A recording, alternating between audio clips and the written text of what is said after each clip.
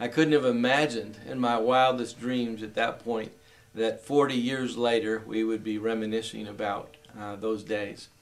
But the very first summer seminar, Richard Beach, our spiritual dad, didn't have much to work with. We were a pretty unsightly and uncorrigible group of people. Bob Belts and I used to take turns teaching Bible studies, and then we'd climb up on the routines, drink Coors beer, and talk about how spiritual we were.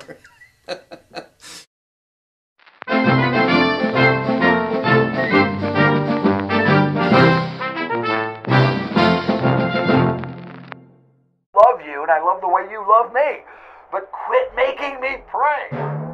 So Mike, Icthus House, tell me first of all, what influence would you say it had on your life?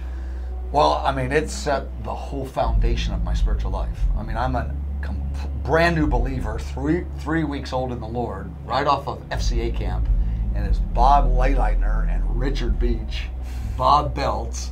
That's who I run into, and they get a hold of my life, and they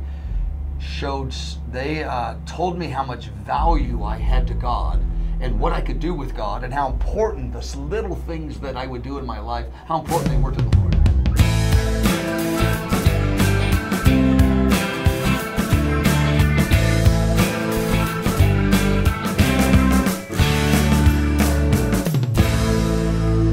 But I mean, he gets hold of the individual, convinces that individual how important they are to God, right, and what kind of destiny they can have. And Bob has this selfless preoccupation with this guy's greatness, and he forgets himself. That's right. That is the most remarkable story I've watched for 40 years, this story in his life. Right. He is preoccupied with the greatness and the potential of another person.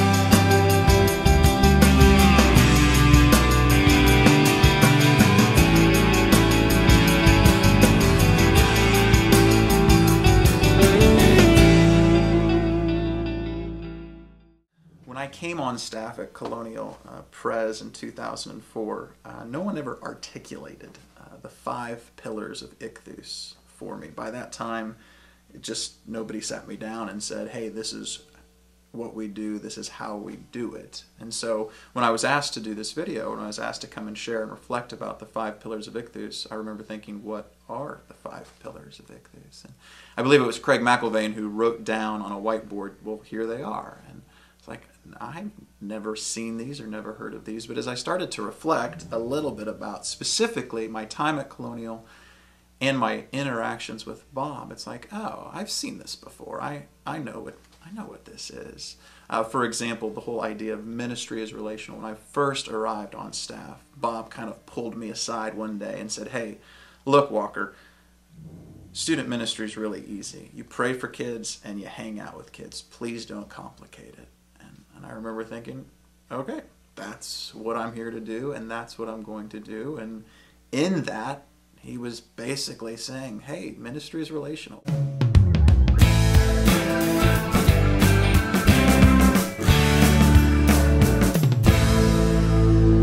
lot of what we implement within the student ministry is relational evangelism and relational discipleship. That's the model that we use.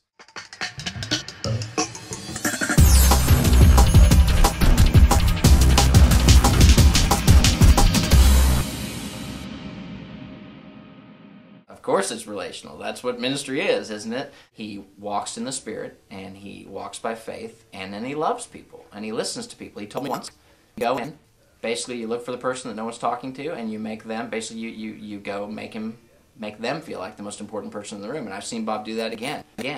And he loves people and wants people to feel included. So ministry is relational. It kind of oozes through every pore of the whole ministry. Kind of earning the right to be heard and building relationships with students and doing contact work with them so that they might be more receptive to the gospel of Jesus.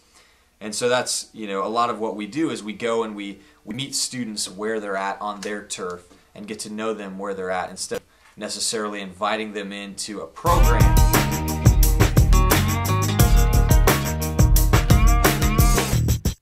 It's one thing that Bob taught me. When I was first on staff at Colonial, he said, Center High School Center High School Young Life meets in our building on Monday nights, man. Maybe you should go check it out and start to get to know some of those kids. And so, the next week I just showed up at Young Life like a fish out of water, and eventually I got to know some of the guys better and better, and started to being able to share the gospel with them.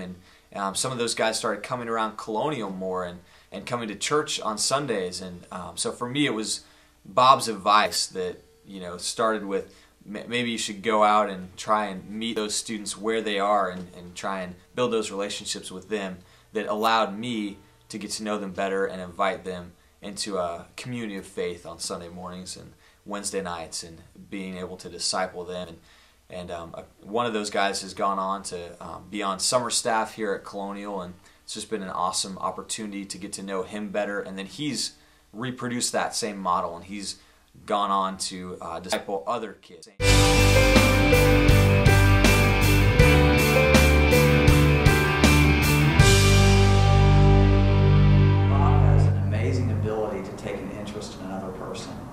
And when I was just learning how to share my faith, I was excited about Jesus and wanted to be able to share him with people.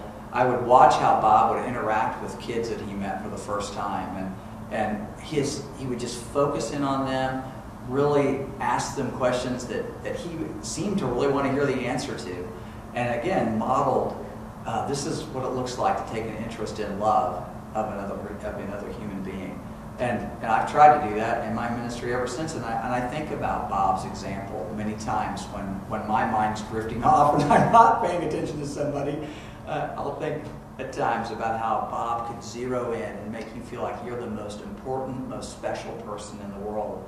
And when he was doing that, he was really modeling Jesus Christ, because we really are the most important, exciting people to him, to Jesus.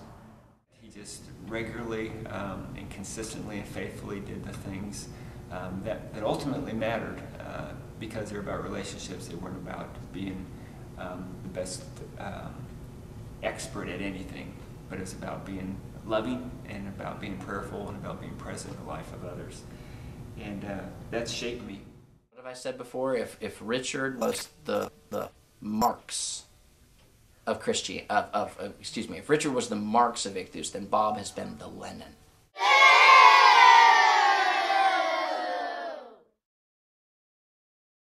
Richard Beach had such an indelible impression on my life that I'd been teaching and preaching the Christian faith for several years before I ever took a preaching class. And I was in seminary in Vancouver, British Columbia, Canada, when I took my first preaching class at Regent College. And if you've ever had the experience of going to a preaching class, you know what it's like. You stand up and give a sermon in front of your classmates and your professor, and then they sit around and shred whatever little bit of confidence you had. And that was my experience, except the one thing that I remember so clearly, I'd never seen myself on a videotape preaching or teaching before that experience.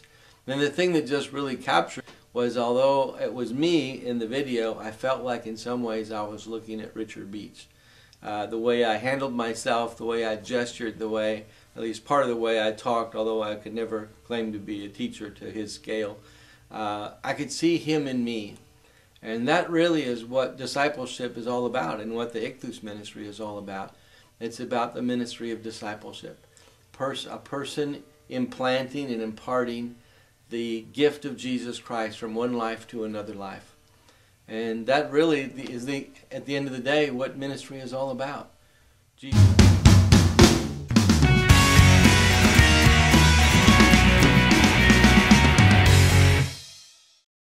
And I remember when Bob sat across the table from me at dinner, put his hands up to his face and said, "I just think we will be friends for a lifetime or forever." And I thought, this is kind of funny, man, talking to me about being friends forever. But you know, it has changed my life and introduced me to Jesus and sent me on a path that was really different from where I would be now had I met Bob and had the encounter at Denny's. It always impacted me with young people. He would see past where they were and see what their potential could be if God got a hold of their lives. I cannot begin to imagine where my life would be today if it were not for the influence of Colonial Presbyterian Church, former senior pastor Ted Nissen's insight and drive to hire Richard to be a gifted youth pastor, who would in turn touch Bob Lehleitner's life, and so many of us that have gone on to serve Christ in so many different ways.